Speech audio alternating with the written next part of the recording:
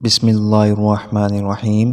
قرآن مجید میں حضرت آدم علیہ السلام کے دو بیٹوں قابیل و حابیل کا قصہ ہے، اور ہم آپ کو سناتے ہیں کہ حضرت آدم علیہ السلام اور حوا علیہ السلام سے بہت اولاد ہوئی۔ انہی میں دو بچے حابیل اور قابیل بھی تھے۔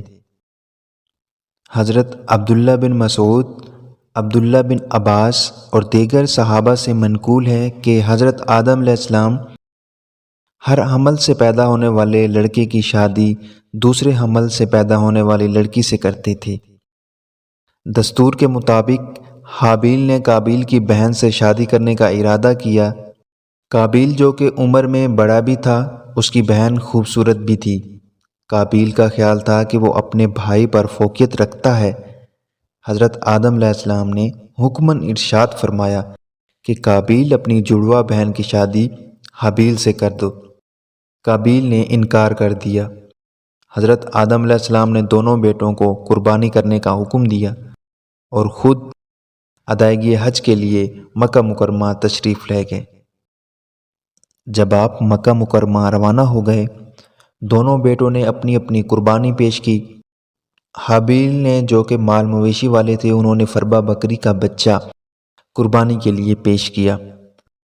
قابیل نے اپنی زرعی پیداوار میں سے فصل کا ایک ناکارہ اور ردی گھٹا قربانی کے لیے پیش کیا۔ جب دونوں اقسام کی قربانیاں پیش کر دی گئیں تو آسمان سے آگ اتری جس نے حابیل کی قربانی کو بھسم کر دیا اور قابیل کی قربانی کو چھوڑ دیا۔ اس وقت قربانی کی قبولیت کی علامت یہی تھی کہ جب قربانی کی چیز کو کسی بلند جگہ پر رکھ دیا جاتا تو آسمان سے آگ ظاہر ہوتی، تو جس قربانی کو آگ جلا ڈالتی وہ بارگاہ الہی میں قبول تصور ہوتی، اور جسے آگ نہ چھوتی وہ مردود سمجھی جاتی۔ قربانی قبول نہ ہونے کی وجہ سے قابیل غضبناک ہوا، کہنے لگا کہ اگر تو میری جڑواں بہن سے نکاح کرنے سے باز نہ آیا تو میں تجھے قتل کر دوں گا۔ حابیل نے کہا کہ اللہ تعالیٰ متقین اور پرہیزگاروں کی قربانی ہی قبول فرماتا ہے۔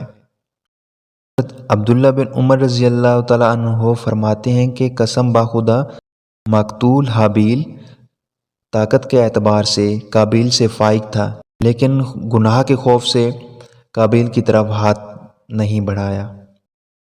ایک رات حابیل کو بکریاں چراتے ہوئے تاخیر ہو گئی۔ حضرت آدم علیہ السلام نے قابیل کو بھیجا کہ جاؤ دیکھو کہ حابیل کو تاخیر کس لیے ہوئی۔ قابیل تلاش کے لیے نکلا۔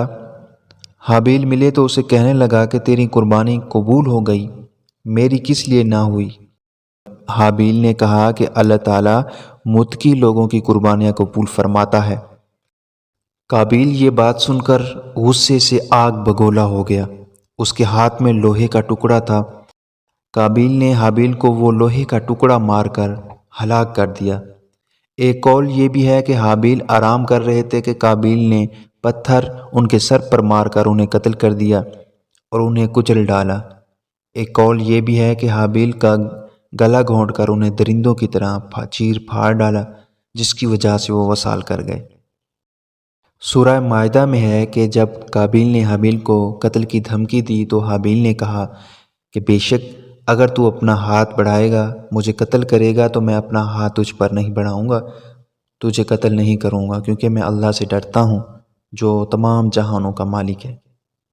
حابیل کا یہ اظہار بیان اس کے حسن اخلاق اور خشیت الہی پر دلالت کرتا ہے، اور اس بات کا کماز ہے کہ حابیل چاہتا تھا کہ قابیل نے تو غلط ارادہ کر لیا ہے، لیکن میں اس ناپاک عزم سے محفوظ رہ جاؤں۔ حضور اکرم صلی اللہ علیہ وسلم فرماتے ہیں کہ جب دو مسلمان اپنی تلواریں لیے ایک دوسرے پر حملہ آور ہوتے ہیں تو قاتل اور مقتول دونوں جہنمی ہیں۔ صحابہ نے عرض کیا، یا رسول اللہ، قاتل تو جہنمی ہوا، مقتول کا کیا قصور ہے؟ آپ صلی اللہ علیہ وسلم نے فرمایا کہ وہ بھی اس کو قتل کرنے کا ارادہ رکھتا تھا۔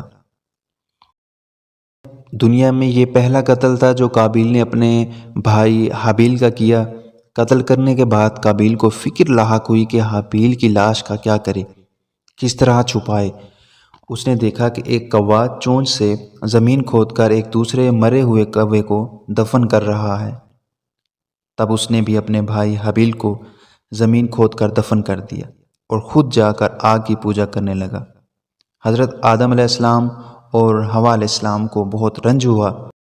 قابیل و حابیل دونوں بھائیوں کے جھگڑے سے ہم کو سبق لینا چاہیے۔ ہمارا حقیقی بھائی یا مسلمان بھائی اگر ہم پر زیادتی کرے تو بہتر یہ ہے کہ ہم صبر کریں اور اپنے بھائی پر ہاتھ نہ اٹھائیں۔ قابیل نے اپنے بھائی کو قتل کیا، قیامت تک لوگ اس پر لعنت کرتے رہیں گے اور آخرت میں اللہ کے عذاب کا مستحق ہوا، اور حابیل کو قیامت تک لوگ اچھا کہتے رہیں گے اور جنت کا وارث ہوا۔